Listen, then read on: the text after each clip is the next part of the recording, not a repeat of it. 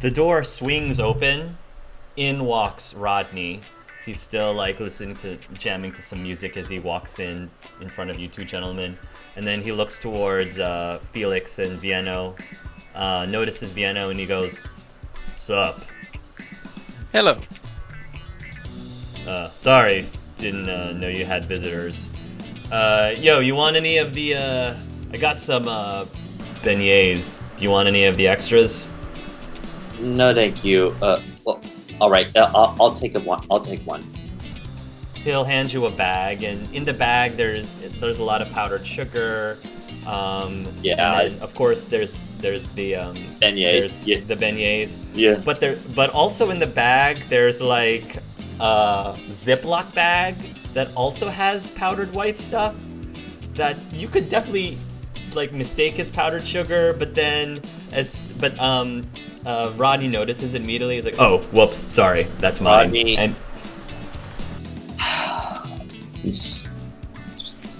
what? I can't help it. He says, beignets are good. It's all that powdered sugar, man. Good evening, Rodney. Have a good night. And he's gonna continue bobbing his head to the music. He'll go into his room, and then he'll shut the door. An interesting friend you have there. He is my roommate. He pays the rent. He pays rent, so. And he doesn't notice anything that you're doing. He's very oblivious to everything you do. So. Yeah. Well, I will take my leave then. And scene. Okay, well done. We learned some things. Yes. Excellent. It is now your first day at Orion. So you were hired, and you will make your way into work at your office. You will have your own desk, and there's like some sort of care package. So you've got like your computer, you've got like notebooks, you've got everything that you needed. As you are getting yourself situated at your workspace, a young lady will make her way towards you. She is a relatively cheerful looking woman. Why don't you roll for me a knowledge geography if you have such a skill, or just knowledge? In terms of her ethnicity, you're not quite sure like what her ethnicity is, but you have a feeling that she is possibly Brazilian, maybe Spanish, maybe Mexican. You can't quite put your finger on it. She comes up to you and she greets you and says, "Hi, welcome to your first day. You're Celeste, right?" Yes, what is your name, madam? "Oh, Agent Scythe," she says as she holds out her hand. She'll shake her hand. "I am your assigned communications correspondent. I'm the one who is in charge of assisting you all while you're out in the field, being able to pull up data, or really just help in any way that we can back here at our home base." Yes, it is absolutely wonderful. It's great to be working with you, madam. Yeah, I've been looking forward to it. We've been talking a lot about your skill set, and I have to say, you sound really impressive. Definitely am really excited to see you out there and just to see the kind of things that you can do. I don't know about impressive, just experienced, I suppose. She smiles warmly. "Well, why don't I give you a tour of the office then?" I would absolutely love that. Thank you. Of course. So she will take you around, and she will show you all of the amenities. Now this organization does have relatively few members in it, so it isn't a huge office, but it's definitely very comfortable. The government seems to be funding this group decently well. She'll show you like where the supply closet is, where the restrooms are, where the cafeteria is, and all of that good spot. And as you are walking by, there seems to be a door that you will pass by that has a lot of yellow tape around it. It seems to be a very armored, heavily armored door, and that might have caught your eye. As Scythe is showing you around, she doesn't seem to mention anything about that door, so unless you were to say anything, you guys are just going to walk right by it. Agent Safe, what is that place? Oh, right, she says. That is the entranceway towards the Winter Circle. The what? The Winter Circle. Oh, yes. So one of the things that you guys are supposed to be doing while you're out in the field is you're supposed to be assessing the beings or the people that you find out there. Basically determining if they are a threat, if they are not a threat, or if they are neutral. In the most extreme cases, if we think that someone is a specific threat to society, the Winter Circle is where we will address that threat. It is a prison. You could say that, I suppose. Nobody's in there right now, of course, but we are currently under construction making preparations. Should you all deem someone to be a danger to society? You see. There is more to it than just finding out the truth. I'm sure you're going to be given a briefing very soon of everything. Anyway, why don't I continue on with the tour? Sure, absolutely.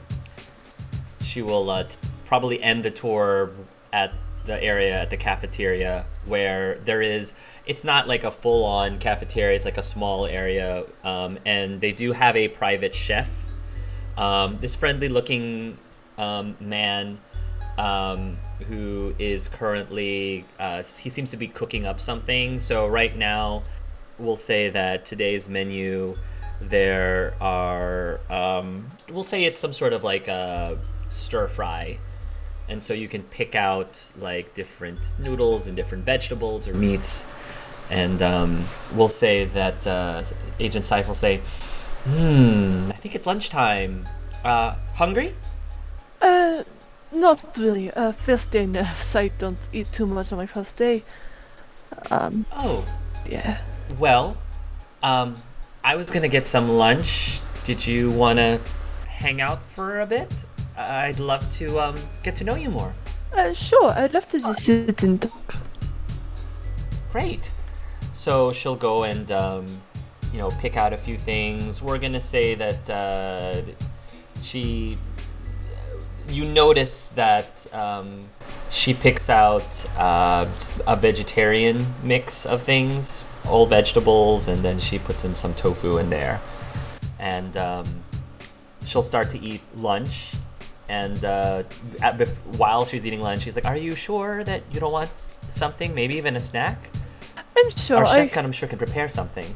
I'm fine. I brought a thermostat with my tea.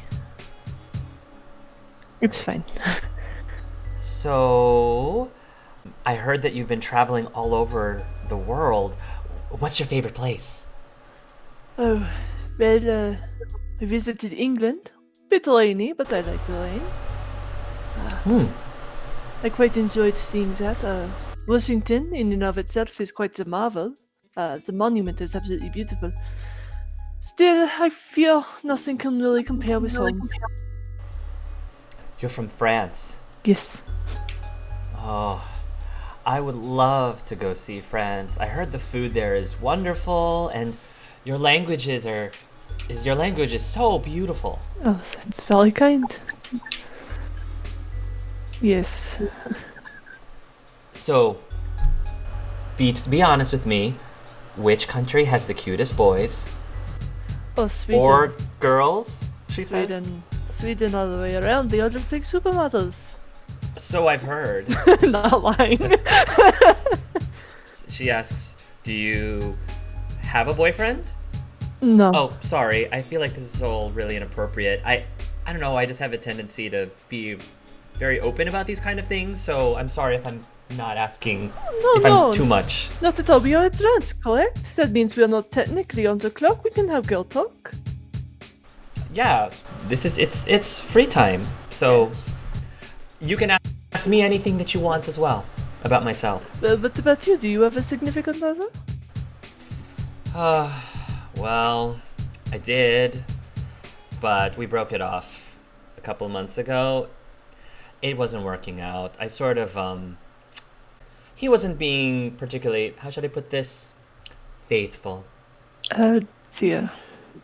I'm a pretty easygoing person. You know, I'm kind of like go with the flow, but there's one thing that I definitely am not all about. It's, well, lying and cheating. Lying and cheating? Oh no. I get myself out of that. Well, you deserve so much better than that man anyways. I know, right? So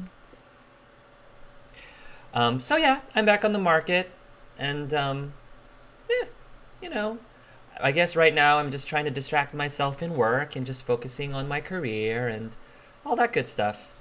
Yeah, but, Well, now that I answered, how about you? I'm not seeing anyone. The last man who was important to me unfortunately passed away. Oh no. Oh, I'm so sorry. It was some time ago. Well, don't really know the right thing to say here, so if you ever need to talk about it, I know it was a long time ago, I'll at least be a good ear to listen to. I mean, that's my job after all, is to listen and, communicate.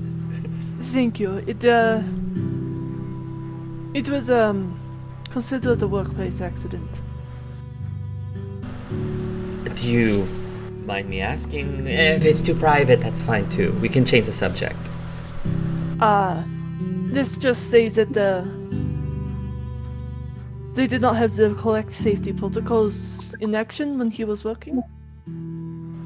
And they tried to cover it up. Did you ever try reporting it to someone? Let's just say I'm still working on that. Oh, well, good luck with that. Thank you. I definitely feel that, with those kind of situations, I'm a big fan of justice, so. Me too. Well, why don't we talk about more pleasant things? Your family. What is your family like? Are they also still in France? I don't have a family. Oh. Well, I guess I'm not doing a very good job here of making you feel comfortable. I'm really alright. sorry. It was a long time ago. My parents, they passed away shortly after I graduated school. It's just the way it is. Again, it was some time ago. I see. Well, most of my family is still back in Mexico. I have a few photos, and she pulls out like the wallet. Like she pulls out her wallet and she'll show you a few photos. That's my little brother Skylar. That's my little brother Juan. And she just goes through and shows some of the other photos from her family.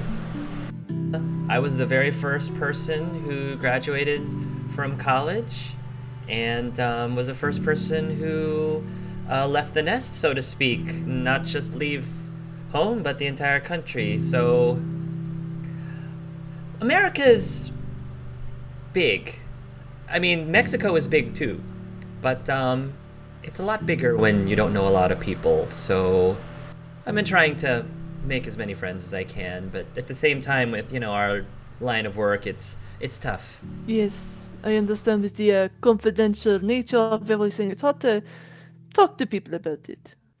But why, if you don't mind me asking, why did you want this job? What about this position enticed you? Let's just say I've had my own encounters with the paranormal. And I'd also like to find out what is safe and what is not. Do you want to share? I don't know how much I can go into detail, but I've seen people with abilities that can do Really? things. Yes. Like what, for example? Make things float, turn lights on and off, turn into animals. Turn into animals? Yes. That sounds like quite a trick. You said you've actually seen people do that? Yes, I have. How? What was the situation? What? It's really hard to explain. It's just things I've seen. When you travel, you see a lot of strange things. Apparently. I guess I have a lot to learn then. I'd like to know if they were just parlor tricks or real. I think that's what part of our job is, right? Speaking of the job, what can you tell me about Monsieur Brightwood? Oh, Michael? Yes. Oh, he's very nice, and he seems really smart. We've only interacted just a few times. I probably started about maybe 3 weeks ago, and he tends to keep a lot of things private. As soon as I saw him, I knew that he was somebody that I had to be careful, the kind of questions that I asked and all that good stuff. But so far, he seems very competent and he's good at what he does. And yeah, I don't really have anything to complain about. Just from the few weeks you've known him, would you say you think he is trustworthy? I would like to think so. He seems to be the kind of person who would have difficulty lying. Let me put it that way. At least that's the read I got. He is quite the gentleman. I would say so. He pretty much speaks his mind. And I think can be very blatantly honest when he needs to be. That's an important thing. Why do you ask? I'm just curious, since it seems I'm going to be working closely with him. Oh, that's understandable. Well, I mean, you can be the judge for yourself then when you're out in the field. Absolutely. He seems quite an interesting man. Anyone to get into this kind of work, I suppose, would have to be interesting, though. I think that's just par for the course, really.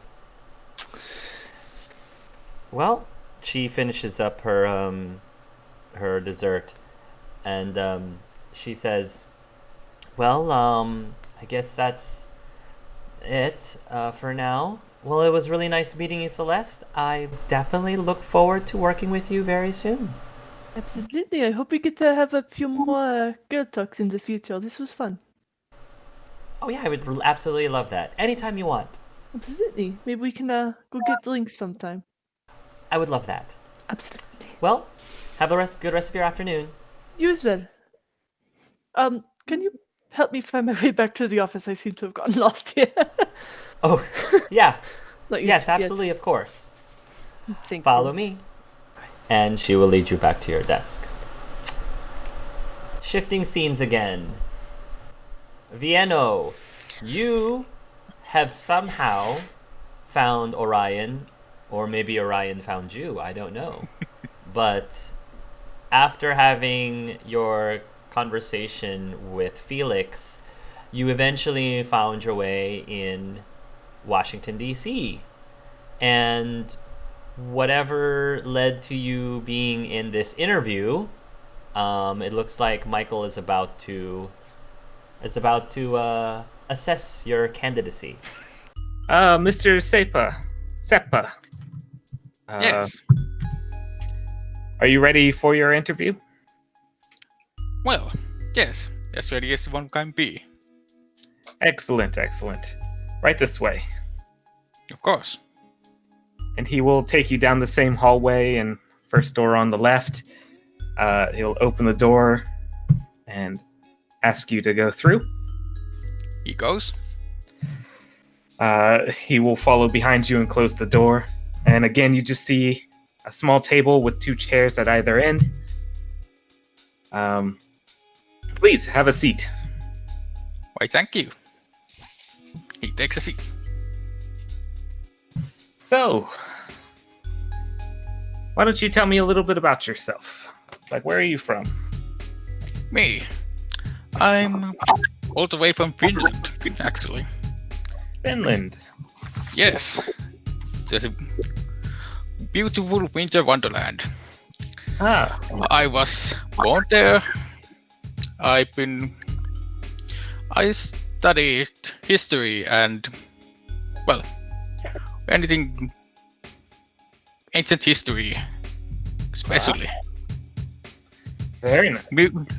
Local myths.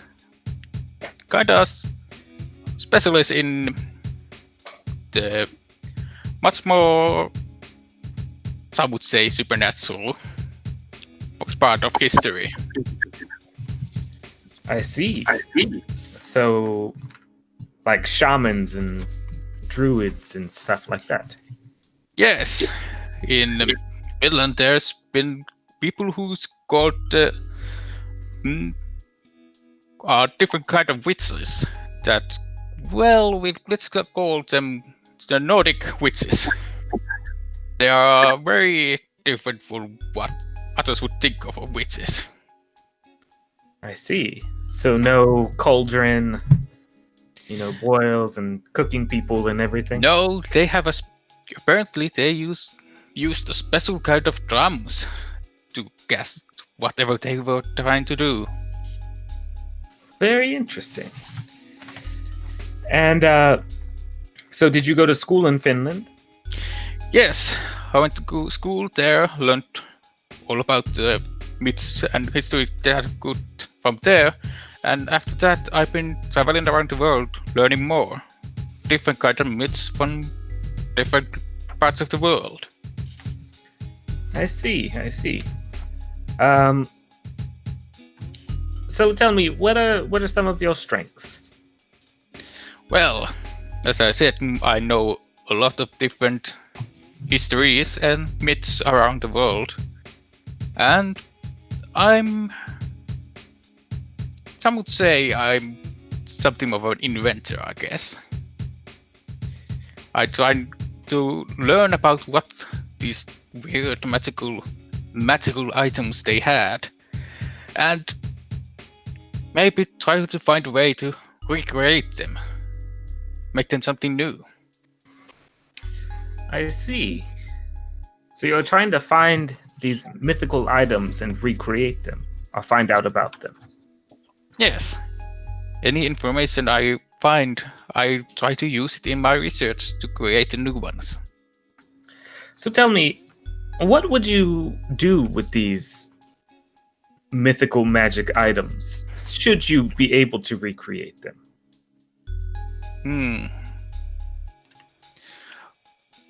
I have no special need to, or want to really specifically want to do with them. I enjoy the stories that have been told about them, and trying to figure out how those became to be, how those stories came to become, well, if they're magic or not. And if they're not, I could try to recreate them. Or if they are magic, even try to figure out how that works. I see. And by you recreating them, you mean with science, of course. Of course. Right. Well, so, tell me, how did you hear about Orion? I've traveled around the world. This was one of the stops on my travels. Wanted to see what the great capital of the United States is like. And when collecting my information around here, I heard about this place that sounded intriguing, at least. Well, I must say, Mr. Sekpa, with what you're looking to do, you have definitely come to the right organization. We are definitely interested in finding out the truth or finding mythical things. Now, what we do with these things will depend on my superiors, but I think our interests are very aligned. And if you've made it this far in the interview process, you're definitely heavily considered for a position here. Why, thank you. Tell me, do you have any questions about myself or Orion in general? How did this place came to be? Why do you need this place to be made? Well, you see, there's been quite a few unexplained circumstances that have happened around the world, similar to the old myths. And my superiors wish to know if it's true or not. People vanishing, maybe there are magical items or mythical items. That's our job. And what would you do with those items, if I may ask? Well, we have some contingency plans, but that is something that you will find out if you are indeed accepted into this position. This is intriguing. Yes. Now, I will remind you that everything said in this interview is classified. Why, of course. So should you get this job, you're going to have to come up with a cover story for your friends or family or whoever. You can't just go out spouting that I work for Orion and I search for mythical items. Well, of course. That's understandable. Not all people would be quite as understanding about these things. Excellent. I just thought I would mention that because it says here on a sheet that you were not told that. So I collect information. So learning about these things is quite natural for me. Excellent.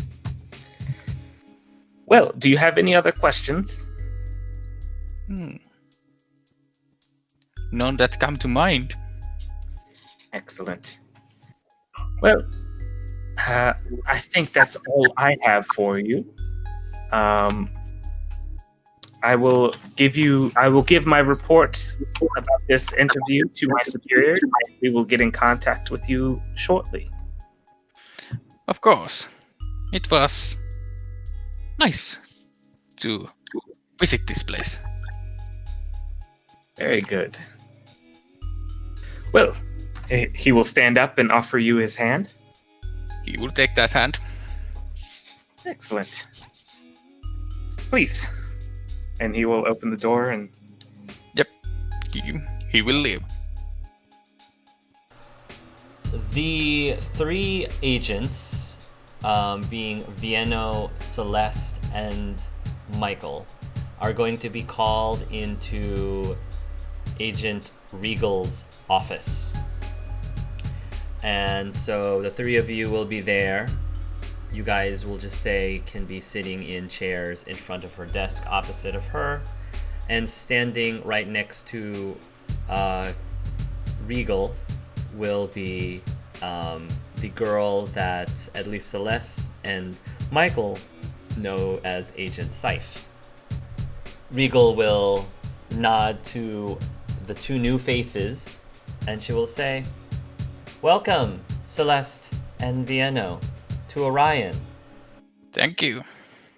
Thank you very much. My name is Agent Regal. I am going to be your superior throughout the course of this exercise. The woman next to me, if you haven't met her yet, this is Agent Scythe. She is going to be your communications correspondent. She will be there supporting you out in the field.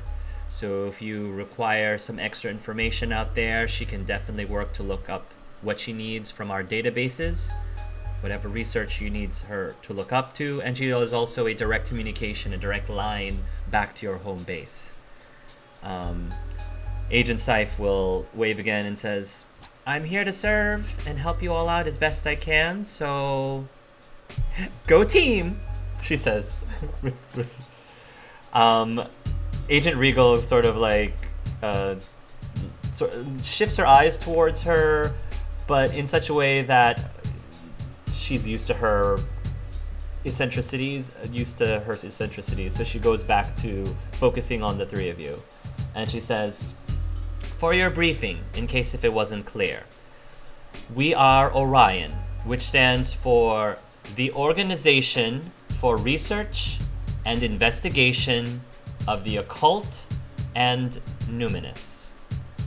Our task is twofold.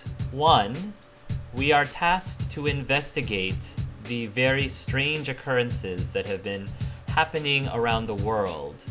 Strange, unexplainable circumstances, mysteries that have been left unsolved, disappearances, deaths. These are things that the government has been noticing has been happening not just recently, but all throughout history. And because so much of these very unexplained things have been happening, there has been an international effort to be able to create this particular branch in order to find out if there is some truth to all of these bizarre things. Is this paranormal? Is this magic? Is this alien activity? That is what our job is.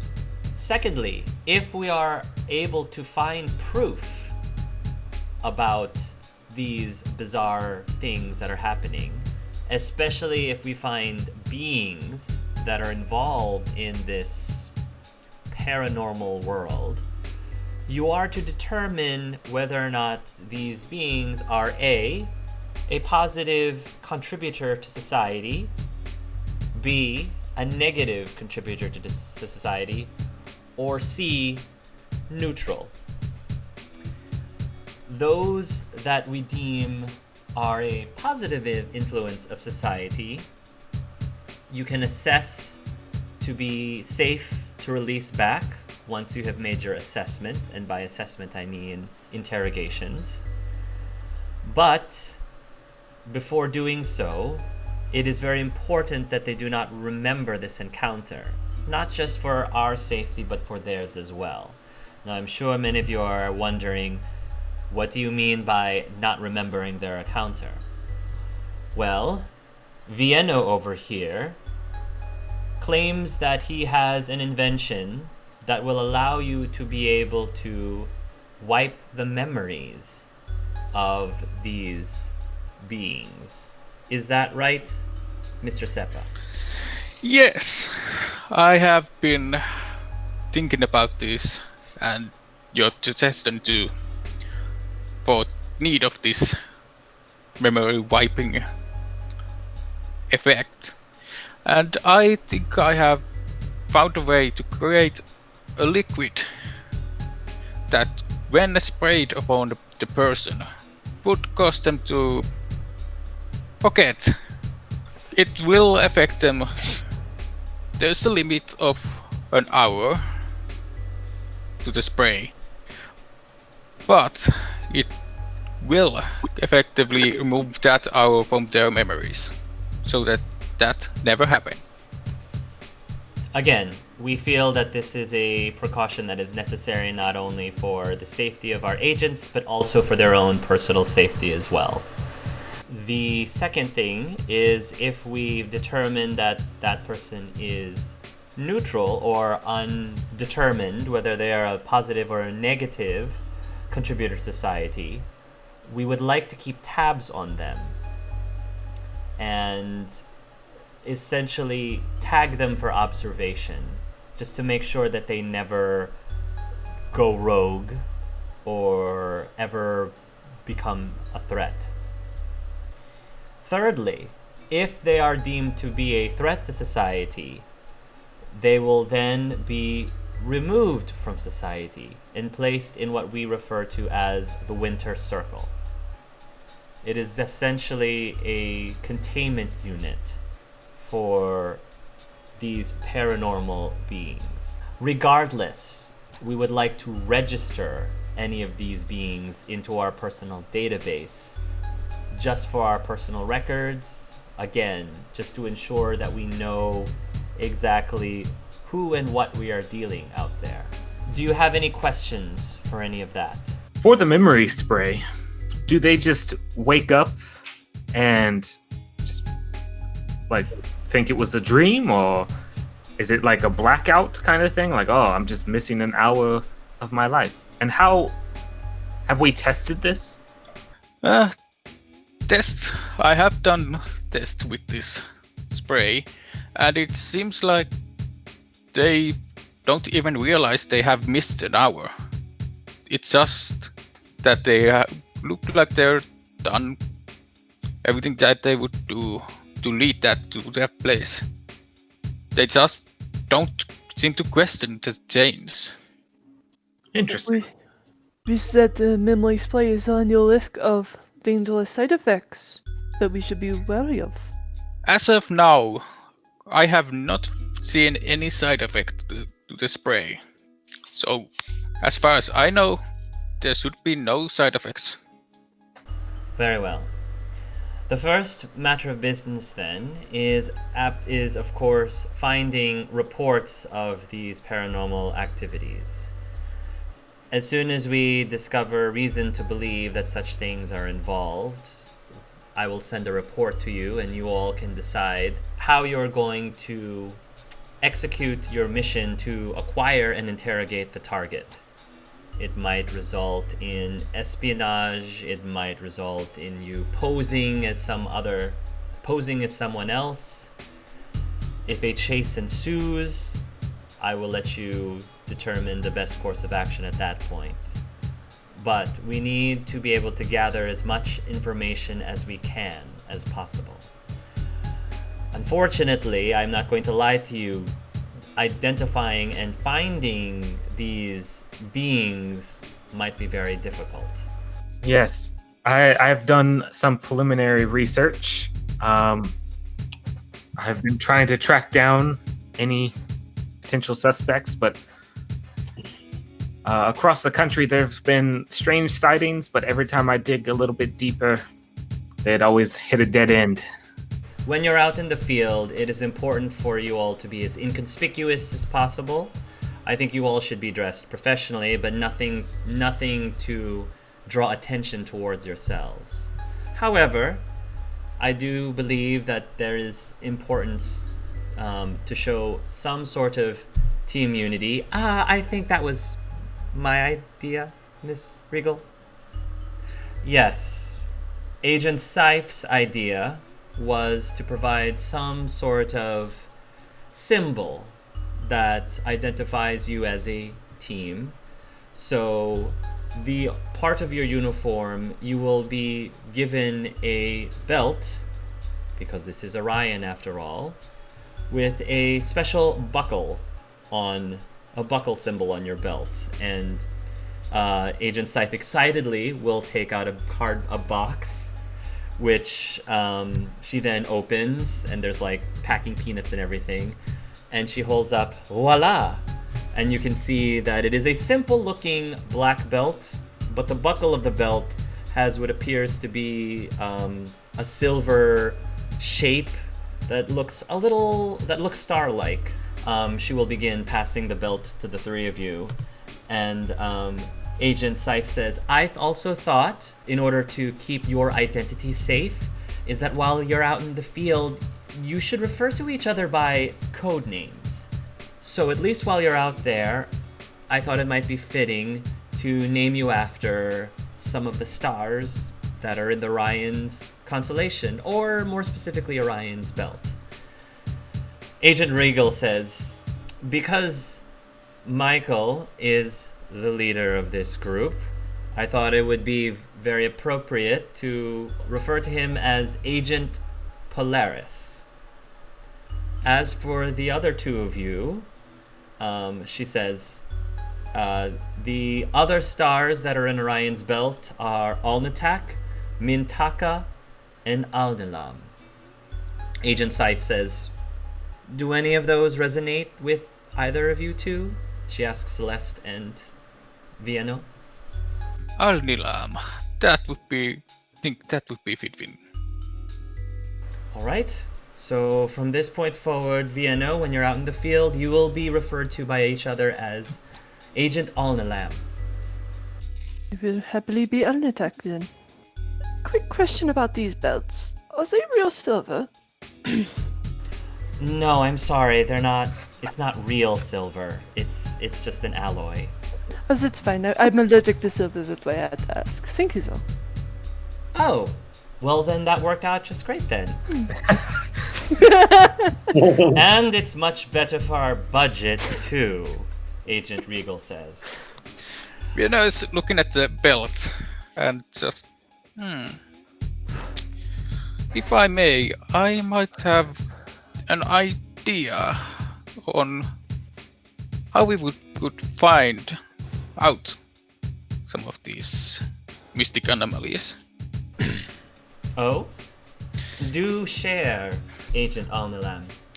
Well, a couple of months ago, before I came to Washington, I was in New Orleans, and while there I heard about a person who could tell your future.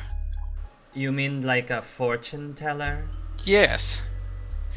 I actually collected more information about him, and to figure out him, I actually went and, tested if those things were true. And what he told me in his vision, he saw a star on my belt, and then he saw the Washington Monument. One of the reasons that I was intrigued by that vision and decided to, come to Washington and see if that whatever he saw would come true. And then I heard about Orion. And that might be a very good lead for you to follow, especially if it's something that our organization can benefit from. Can I insight check him? I don't know what that is, but Yes. Are you trying to assess if what he's saying is true? Is that what you're trying to assess? yeah. You believe he believes it's all legit and genuine. Okay.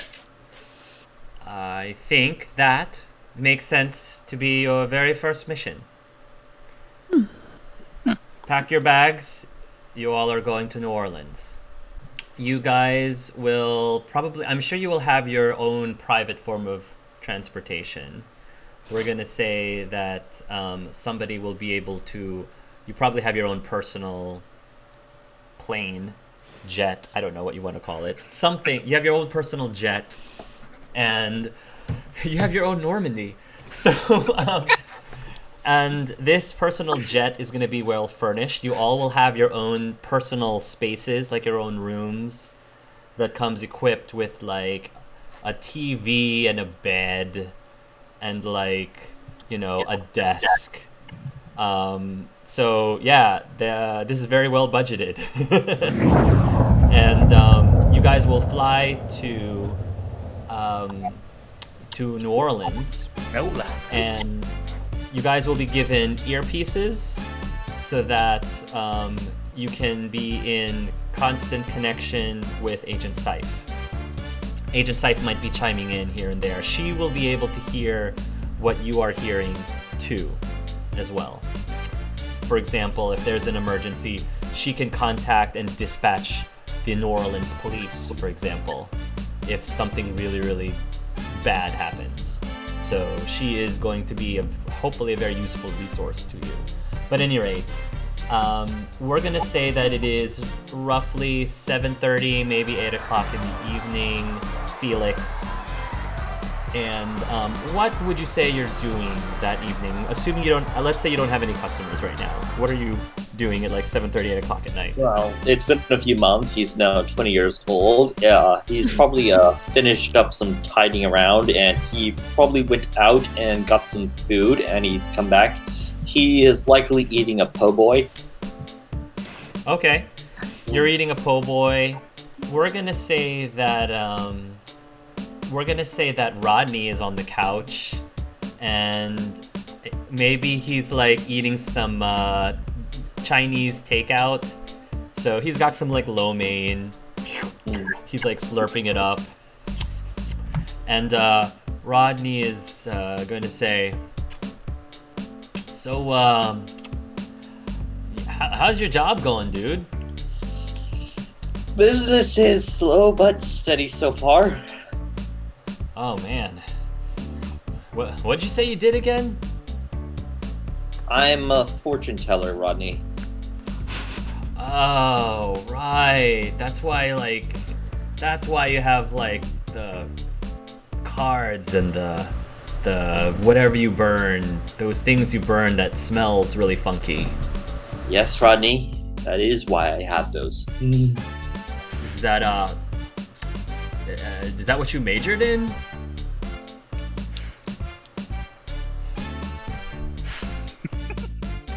Technically, you are not wrong.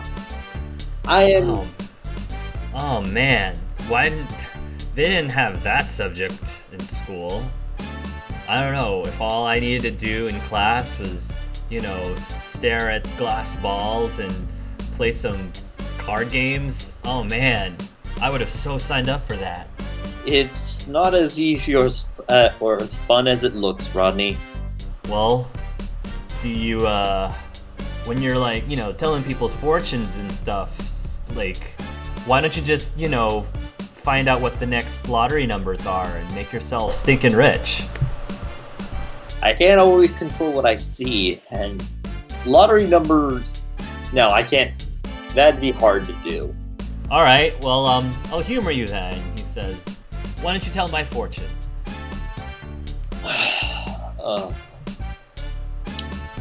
Alright. And Felix will grab the fake crystal ball. The fake crystal ball, okay. And stir it in his hands a little, and try and divine. Alright, so, let's see, I'm gonna ask, what I want to ask. So, if I wanted to get a new car, what do I have to do to get a really awesome new car? Maybe one that's like a total babe magnet. Wait, does that make sense? Alright, here we go. I'm gonna roll for divination. Go ahead, roll for divination. I was almost tempted to not even bother, but... Yeah. That's a 14. Okay. So, Rodney, he doesn't seem to... Okay, so just to give you some background information. He doesn't really seem to have a job, but somehow he manages to pay the rent every time. Somehow there's money coming from somewhere.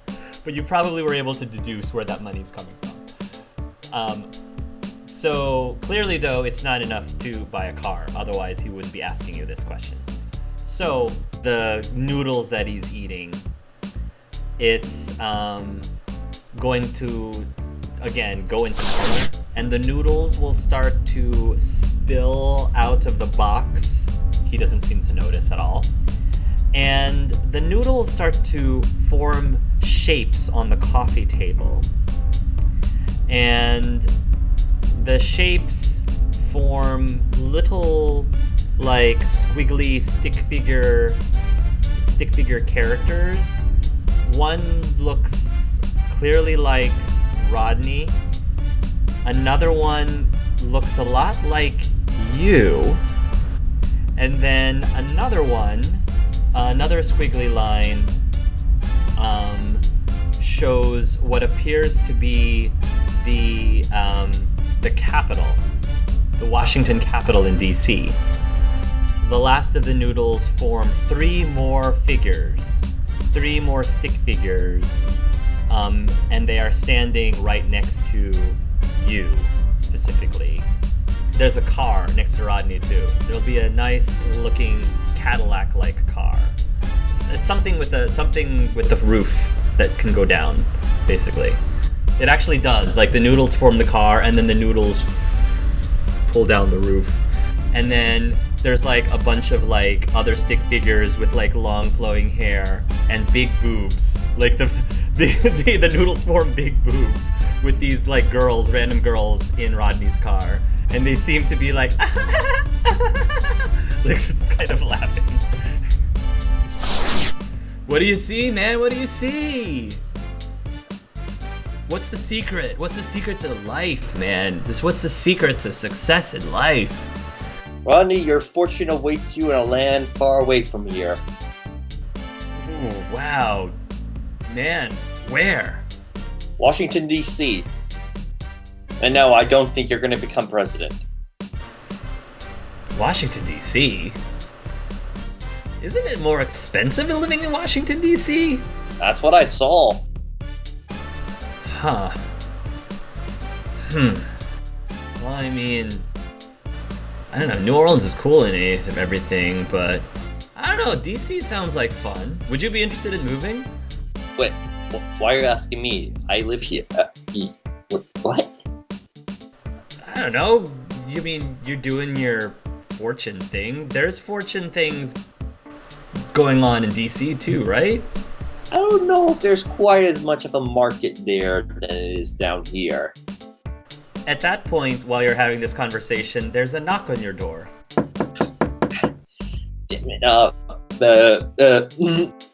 Felix quickly takes the last few bites out of his po' boy.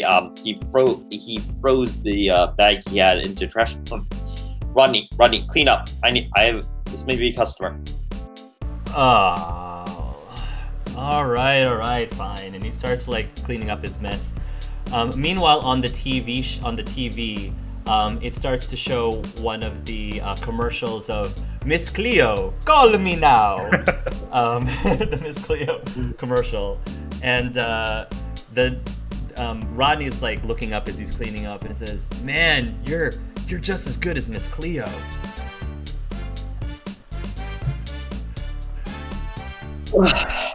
The door is still knocking.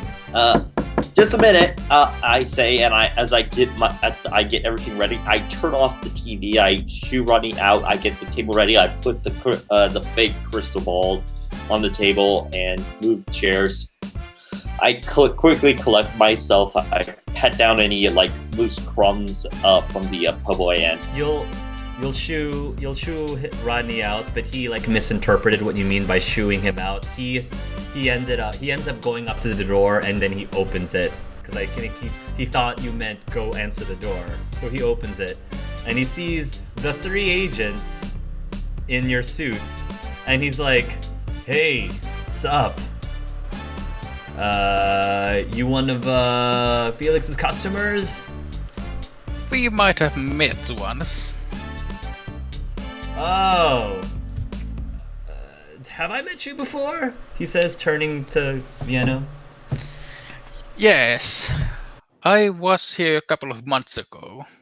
In the background, Felix is just trying his best to get things ready. I don't think I would remember that, man. Sorry. I Is guess this not so. the guy? Are we at the wrong place? No, we're at the right place. This is just his roommate. Oh, I see. Hey, sup? He says as he holds out his hand. Hello. Hello. Hello. He shakes hands with Michael, and then he turns to Celeste, and he sort of goes, "Dude." He like just stares at her. Hello, sir. Oh man, Felix! Oh, Felix! Today is your lucky day, he says. Not now, Rodney. I don't know, monsieur. You see, it was my two friends here who were hoping to speak with your friend. Perhaps you can show me around the neighborhood while they do whatever they're gonna do. Oh, neighborhood? Walk me Yeah. around. I'm new around here. I've heard so much about New Orleans. I'd love to see it. Oh man, I can show you lots of places. You new around here, babe? Yes. Well, he turns to Felix. Felix, it's okay, man? Felix is a bit distracted at the moment. He is kind of cleaning things up at the moment. Fine, just go. He has not hated. He's just kind of getting things ready. He's Alright. even looked at. You want me to bring you back some beignets? We just ate. He's like, Felix, you want me to bring back some beignets? And he's like winking. He's like winking with his eyes. I'm not even sure what you're getting at, Rodney. I know a place. It's got really good beignets. You ever had beignets? I don't think I have, no. Oh man, they're like these awesome donuts with lots of sugar. Oh, this sounds absolutely wonderful. All right, well, Have fun. he sort of like straightens himself up. All right, we won't be out too late. I'll turn Maybe. to my fellow agents. You do what you need to do while I get this gentleman out of your hair. Right. You guys will step out. Me get him out of the way somehow. Well, that's Ancient Scythe will say. Well, that was unexpected. She'll say through your headphone, your earpieces. But anyway, I guess I should have mentioned him before. That would have been nice. Scythe, keep me updated on their goings on. Make sure nothing bad happens. I'm gonna see if Agent On Attack will be able to return back to you guys as soon as possible, and she will speak into On Attack's ear. Hey, do you think there's a way that you can incapacitate him? They might need you there up in the apartment. As long as I can get him alone, I can easily incapacitate him. All right, do what you need to do. So just in the interest of time, let's follow On Attack and Rodney. So Rodney is going to start to lead you out the apartment, and you just tell me if there's anything that On Attack does. Yeah, once they're alone and there's nobody else around, she's gonna actually use confusion on him. Okay, nice. And then slip away while he's confused. So, okay, cool. Yeah. So we'll say that maybe you excuse yourself. Say, do you have like you're in the lobby, and we'll say, is there a restroom somewhere? Yeah. Do you want to so we're gonna say that you excuse yourself to the restroom, and he's gonna be like, all right, well, I'll just wait here, and he might be distracted by maybe there's some magazines on the stand that he starts thumbing through, and while he has his back turned to you, we'll say that you'll cast the spell, which is confusion. And what does confusion do, just so all of us know?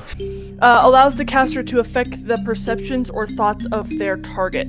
May instill or alter the mind of her target, one fact in which they will believe to be true regardless of the actual truth, and act accordingly until the spell ceases. Okay, so we're going to say that through this confusion, he will think that you eventually come out of the bathroom, and then he'll start escorting you to get some beignets, and he'll probably just continue talking to nobody. Unbeknownst to him that this is all in his head. This is not that an you're calling. unusual circumstance for Rodney. No. So actually, if you're gonna doing on anyone, Rodney is like probably totally used to this sensation. So you probably didn't even have to cast a spell, honestly. Probably not, but it's funnier. Yeah. So you do that, and he seems like he's distracted. So you can make your way back up to the apartment. Yep. And we'll have you drop in moments after this is happening. So go ahead, Agent Polaris and Agent Alnalam. Felix probably got done with what he's preparing and turned to the door and said, "Oh, it's you." And when he notices Vienna. Hello. I came to here with a friend this time. I see, he says, and looks over to Michael, and he's not sure how much he knows, so he's gonna play it safe. I'm sorry. What brings you here today, Vienna? Well, your last vision was helpful, and it led to me finding a job with this new friend of mine. And I happened to tell them about little bit about how I found them in the first place. And well, they seem to be interested in learning about it. I see. Felix is looking a bit cautious and a bit confused and looking whether he's wondering how much Michael knows and whether he's a wizard or not. Well, if you've come for another fortune, I guess I could probably make some time. Well, my friend might be might not really believe it. I think he would like to find out if you can do what I told them you can do. I see, so he wants his fortune taken. Well, I look at my friend Polaris. Yes, I've been to a few other fortune tellers before in my past, and none of them have fulfilled what I was looking for. I see. All right, then. Come along in, then, he says, and he kind of nervously guides you in and guides you towards the table. We'll say that as you're guiding him to the table, that's when Agent Alnatak returns. Hello. Without your roommate, by the way. Hello. This is probably the first time he sees her. Hello. Hello. I assume you're also a friend of Vienna. Yes. Are you also here to get your fortune taken? Perhaps. I'd like to see what you can do first for my other friend. All right then. Let's get started then. Sorry, I'm just saying. I love that Felix totally does not care that Rodney is gone. Like totally doesn't care. I love that. It is not unusual for Rodney to just disappear. So. Yes. He's probably just wandered off somewhere. Yeah. That's not unusual for him. Mm-hmm. He was really excited about the news. Forgive me. What's your name? Celeste. Nice to meet you, Celeste. And you? Michael. Nice to meet you, Michael. And nice to meet you, Celeste. And he seems a bit more nervous around Celeste than the other two. Yeah. Yeah. Let me get a few more seats out, and he probably grabs the chair from his own room and probably takes the chair from Rodney's room. He's not using it. Yeah. And he places them down around the table and takes the seat. please take a seat, and I can get started then. Excellent. All right. All right. So, what is it that you seek from this fortune? I seek magical beings. Excuse me? Magical beings. Felix is frozen in place for a few moments. I see. Well, let me see what I can do. And he has a very worried look on his face. He tries to keep his ease, but internally he's very worried. He tries to keep a straight face, but internally he's very worried. All right, then. And let me see what I can see. And this is raising so many alarms for him that he's actually going to invoke his inner eye to find out whatever he can about the person before him. Okay, so for the viewers, describe what inner eye does. For a mechanical effect, it's once per narrative, and I'm assuming that means a session or something. Mm-hmm. A character has the ability to foretell the future through the use of this ability. The player must indicate to the narrator that they want to use this ability, but it will be at the narrator's discretion that the power is invoked and what information will be imparted. I need to roll 1d6 to determine if the vision will be announced in the presence of other people. When a 1 is rolled, the vision will be given and an orb will be appear in the Ministry of Magic without anyone else's knowledge as the seer. As those who gifted are called, go into a trance and don't remember what was foretold.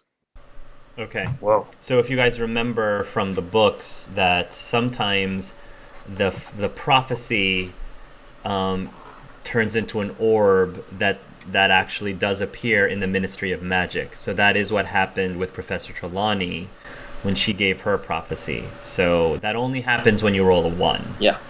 So why don't you go ahead and roll a d6 and let's see what the value is. 4. 4. Okay, so the Ministry does not know about this vision that you're about to have. Yeah. So you will sit with Celeste and Vieno and Michael.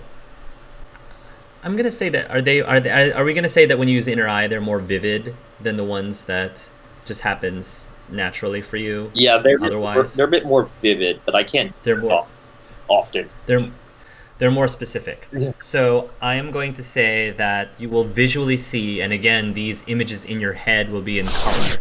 You will see these individuals plus yourself. You will see yourself in a suit of some sort, probably not as nice as theirs, but you will see yourself with them, also wearing the same type of belt buckle that they have. And they seem to be questioning and investigating several individuals that you personally don't recognize right now. You see one who appears to be a hag of some sort. You see one who you see transforming into a bat. You see a group of individuals that are very pale in complexion together in one room. You see a creature that seems to have a bloodied hat. It's like a short little creature with a bloodied hat. And again, there's more and more and more visions. And they all seem to be happening in different corners of the world. You can't currently get any specific information on the whereabouts of each of these people, but it's like a big flood of information. It's hard for you to capture them and remember them, but there seems to be a definite response to everything that you're seeing. And then once again, it ends with a vision of the rune, the Capricorn rune that is on Vieno's wand. And then the vision goes away. Felix is silent for a few moments before looking up and staring right at Michael and Celeste and saying, "Forgive me for going off topic, but what exactly is it that you do for a living?" I work for the government. I see. Is that a problem? I won't arrest your friend, so don't worry. I don't have that kind of authority. I see.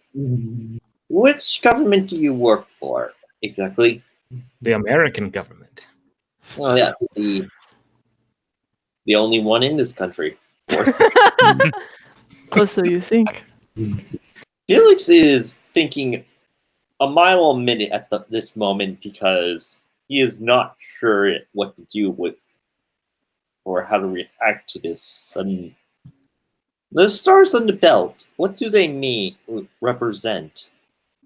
Well, maybe if I could borrow your crystal ball, I could tell you. But I'm not a fortune teller. I've seen something similar before in a vision, once with Yeno. You Star on belts. seem to ask a lot of questions. These are belts that signify that us three are together. I see. Well, you look for magical beings, Yes. and you work for the government. Yes. That's a very unusual. Is it? Could you please roll and observe, Felix, please? Or investigate, whichever's higher for you. Observe or investigate. 21 total. Okay.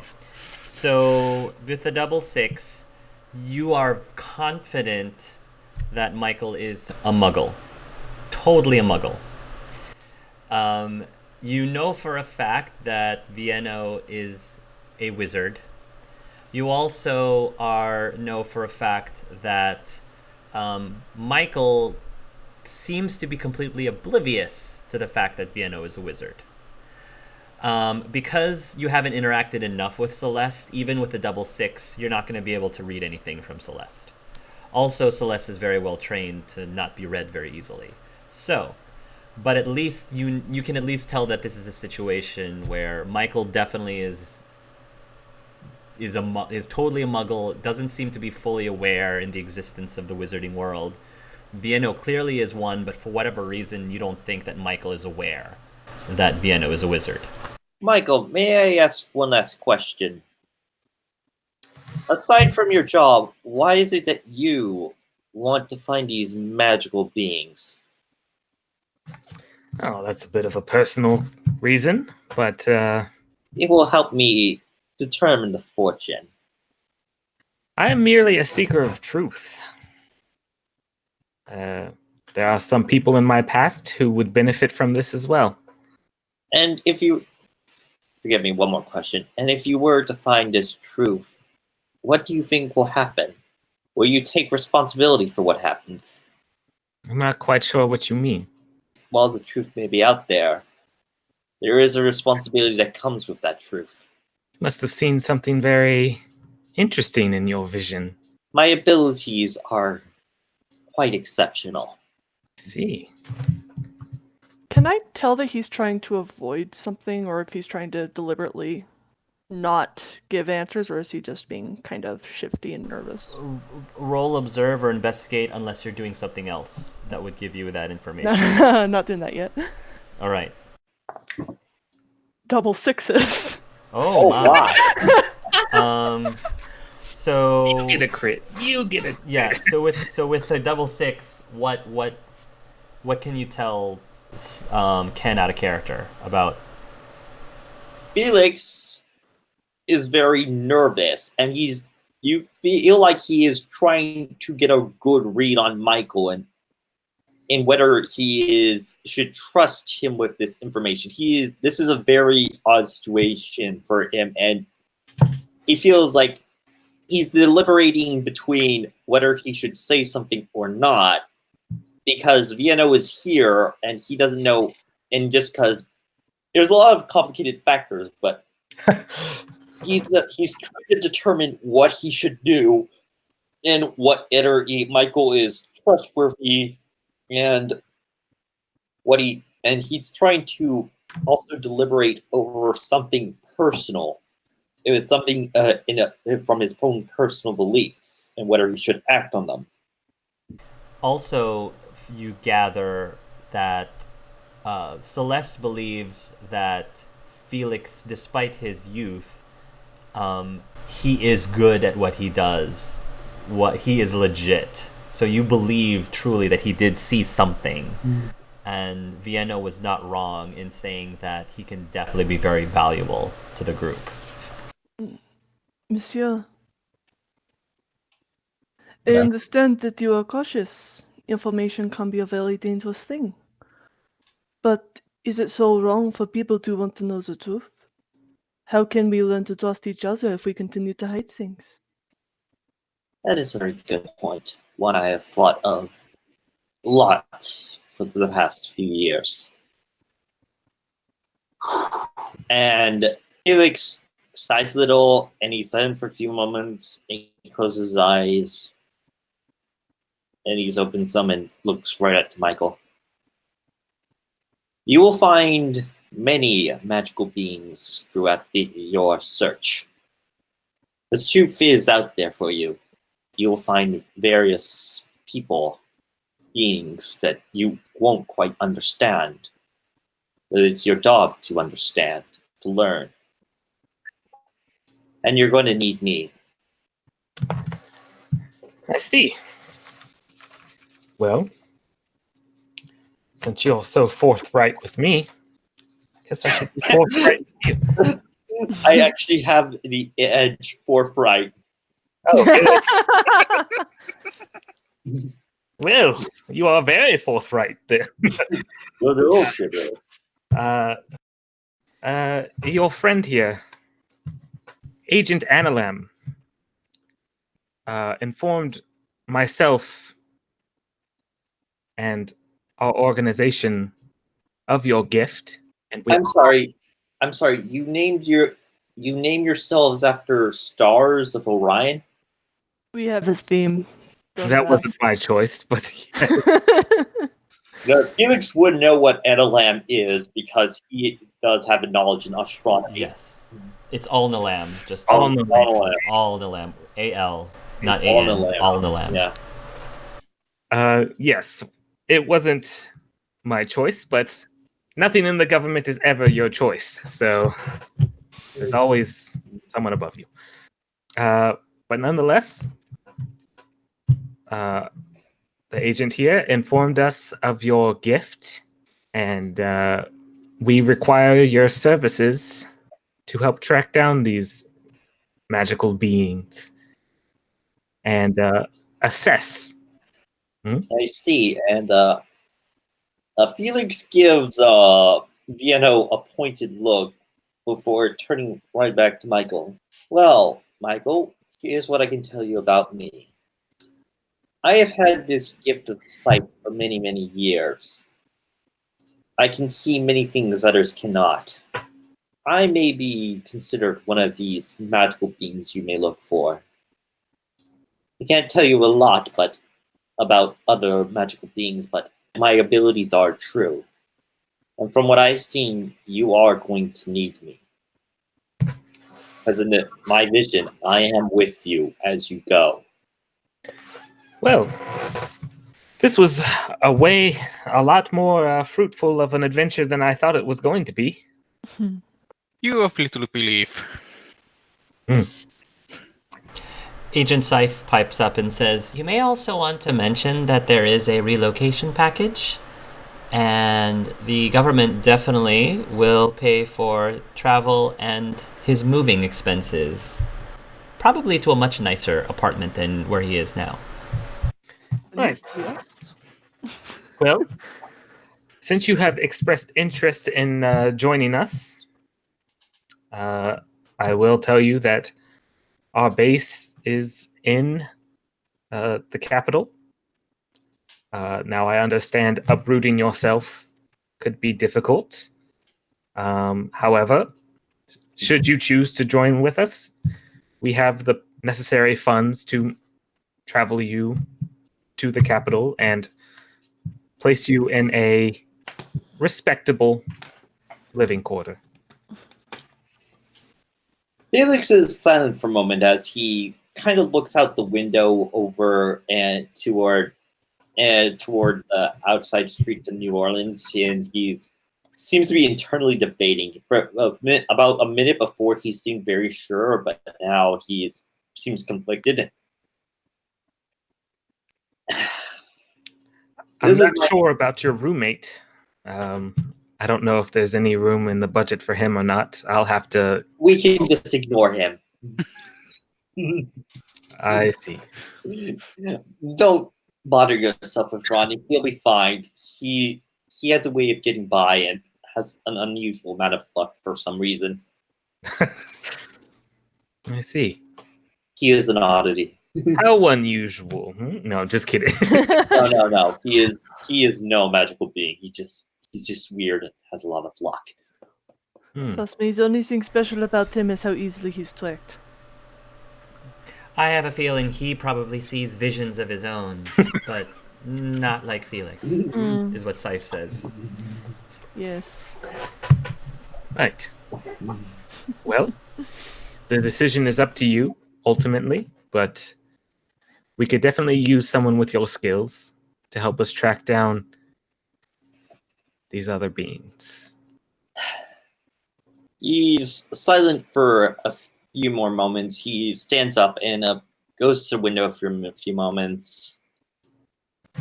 Well, thinking about it, I really do not have anything keeping me here. I would, but I'll take your offer. Maybe I can do maybe I can make some change somewhere else. Excellent. We'll be in contact if you wish to gather your things and say your goodbyes to whomever. Yeah. Let's talk to Rodney. When you say that, the door actually does swing open, and your roommate returns back to the apartment, and he says, "Oh, there you are. What happened? We were having a fun conversation, and I got you your beignets," he says, holding up the bags, and you kind of disappeared. I came out of the restroom and you were gone, monsieur. I thought you had decided you didn't want to show me around. I was What? very disappointed. Did I do that? Yeah, What? you did. I saw you walking right out the door. Rodney, I think you may have been on one of your trips again. Oh, yeah. Okay. Sorry about that. It happens from time to time. Yes, from time to time. Horribly rude. I am quite disappointed in you. Would some sugary goodness help make up for it? As he holds up the bag. No. I think I simply wish to go home and go to bed. Another time I stroke out. I have horrible luck. Bummer. Well, I feel awful. You should. It'll definitely help with my opinion. I'll take one. I've never had one before. Oh yeah. Sure. And he'll hand you the bag, still like feeling dejected. It smells really good. Nice. Smells really good. You'll open them up. It's fresh, and they're like pillowy pastry puffs with these beautiful powdered sugar. You can like investigate. It actually is legitimately powdered sugar. It is legitimately powdered sugar. So if you decide to try one, I tried one. definitely. Your part of you probably hopes that your search for magical beings returns you back here. Yeah. To New Orleans. Be careful, Agent. They might be special beignets. Well, they're definitely special. I think it's against the rules to do that while you're on the job. As ranking officer, I make the rules. And I say these are legal. I wonder what Agent Rigel would say about that. I wonder. I'm not saying anything, Agent Scythe says. I'll bring you back. Good! I was hoping so.